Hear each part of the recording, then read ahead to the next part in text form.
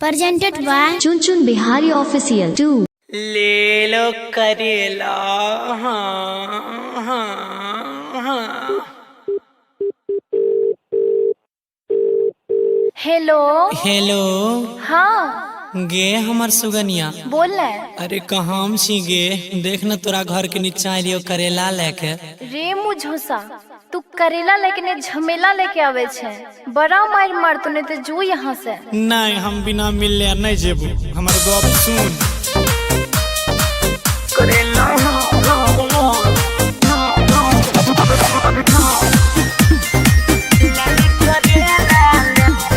DJ विकास मटियार कला singing by Gaurav Thakur. हे आइल छी तोहार टोला किने छी हमर बामा गोला घरवा से निकले ने बहरी लेके के कोनो झोला दर्शन कराई देने अपन करे ने बेसी झमेला। ले लो करेला हाँ हाँ हाँ करेला लाले करेला लाले करेला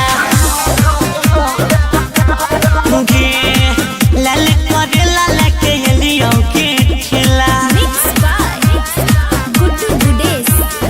रे सुनवा हाँ भैया अरे तू ही बोलान रे तथीते तो बोलबतिया बचपन ते याद ततिया मन लेता नवाए बचपन ते याद ततिया मन लेता नवाए तोला बिना लाद ने बौदी बोया ते मनवाए तोला बिना लाद न बौदी ओ नहीं आबे तो रुक बोलबे छियो सुने हमर प्यारी लेके एलो तरकारी हाथ जोड़ छियो निकले दुआरी हे गे जान चक्कर में तोरा बन गेलो लत खौरा छूट गेलो नौकरी सारा कारी हे गे जान। 1 मिनट बुझी आवे छिया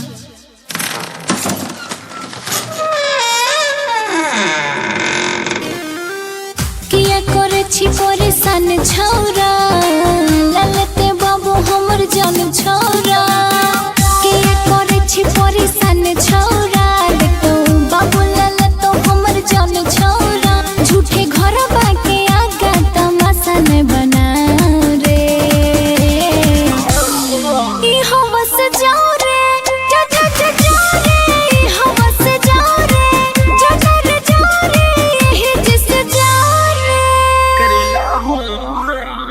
विजय Shri digital audio recording studio Biharigunj.